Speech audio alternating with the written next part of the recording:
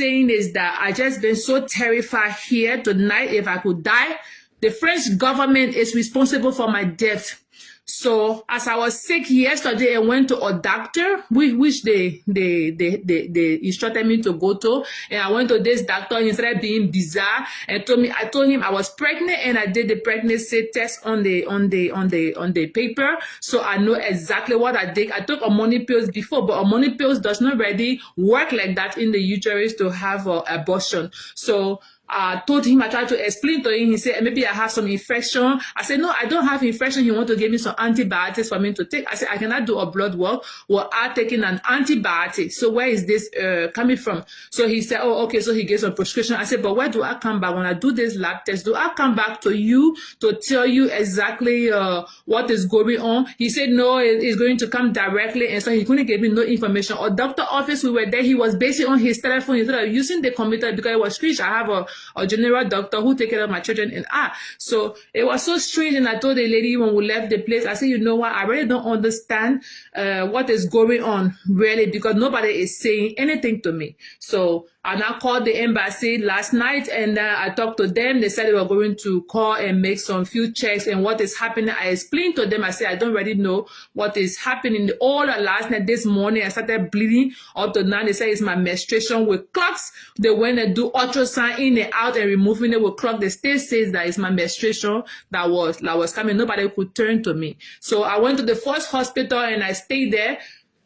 After everything, this lady gave me a biscuit, and then we complained that they gave him the same biscuit. So since I ate the biscuit, and they just told me so I can leave, it's maybe my menstruation came early, and maybe it's like this and it's like that. So they didn't really attend to me in the hospital. They let me go. So my fear, when I came home, my friend called me. He was saying, oh, my wife told me that you were sick. Oh, there's a lot of Nigerians that are dying in France. Nobody knows what they are dying for over and over, so you have to be careful. So I said, okay. So I got terrified. I said, but then let me check in the next hospital because I was still in pain. I've been in pain since this morning.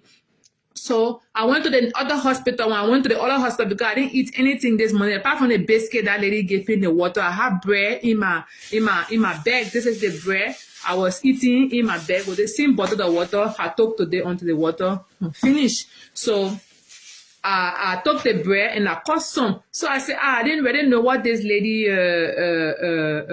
gave me. I couldn't feel my strength. My friend called some taxis for me to come and meet me to her mother. How I came to her mother, I didn't have strength at all. I was just lying there. So when the guy told me that I should check, there was a lot of Nigerians dying. So I just got so terrified and said, let me go to a next hospital. So I came outside. I told her mother I was going with the children. When I came outside, I couldn't really feel myself. So I took my own Uber on my phone and called the Uber. The other Uber couldn't bear patient for me. The next Uber driver that came, he started being bizarre, asking, so question. And then, so I asked him, I said, you married? He said, yeah. I said, you get family? He said, no, he just married and he didn't get family. Then the person responded to him on his computer. Why am I asking for his family and blah, blah, blah? He was telling him, and how he even managed to know on the computer, his phone, I saw it, that I had a resting time from which was on yesterday to the 25th, which was on Friday. So I was sent on the phone. I said, I said, you should put me down from a car. I and my children. So he put me down from his car.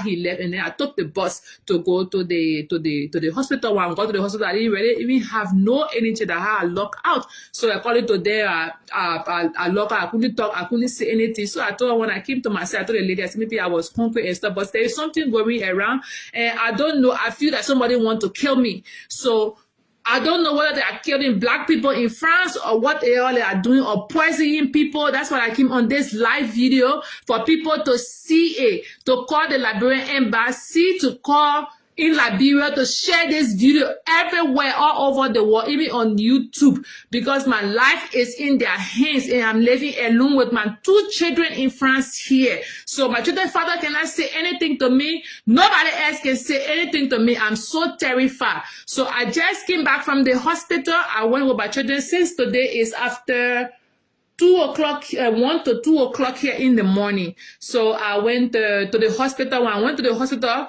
after I got regain consciousness, And then she said, oh, no, there is nothing, and they want to pay like this. So our lady king, she was being nice. I said, what are you giving me? She said, it's water she was putting into my vein to make the blood clog. So I said, water? She said, yes. I almost asked her, takes the water like in your mouth, but she put it there. So when she put it there, I couldn't feel from my feet. I started getting weak. So I said, you want to kill me? You want to kill me? She said, oh, no. She chunked the serum in the trash bucket. She chunked the serums there. So I just let her do what she was doing because there were so many of them. And I didn't go with no friend, no family, no nothing. Only my 2 children, and I was there. So they took them at the pediatrician center. That's where they were, and they were doing their own stuff. So I told them, I said I went to the other hospital, and I know I was pregnant because I did the test, and I still feeling pain in my abdomen and then in my uterus. They said, oh, it's menstruation. I said, but menstruation I will be receiving, and you just bleeding like that will clot all day. So they didn't give me anything for that. They just gave me some paper. They said, oh yeah, I can go home. I said, yes, because I cannot sleep in this hospital. I just feel that the cover of death is over me. So I went to the place. I told her I want to go home. She said, okay, she will give me the paper. The ones that were rushing when I came, there was not even no more nurse to me. A lot of doctor received someone a telephone call, blah, blah, blah. I don't know who he received this telephone call from. And then they went there. What are the same group of police people that came yesterday? And then I went to the police station. They didn't do nothing. They didn't even hear any side of my story. I carry my computer, my daughter Appa, my other phone I can call to Liberia way, and then my phone from here. I carry everything with documents. Like I really wanted to know, confused to know what is happening, what are they looking for, because I don't. I ain't paying you. Help me. I ain't paying. Oh my color has changed. Help me. I don't want to die. Help me. Yes. I have to look at somebody. Quick. Help me. Help me. Help me, oh, my embassy.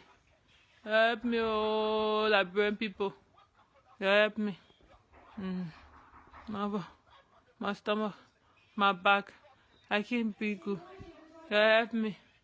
Help me. Help me.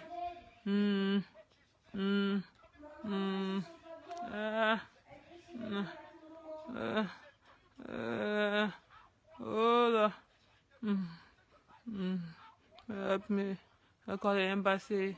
I call the emergency. I'm still waiting for them. Help me.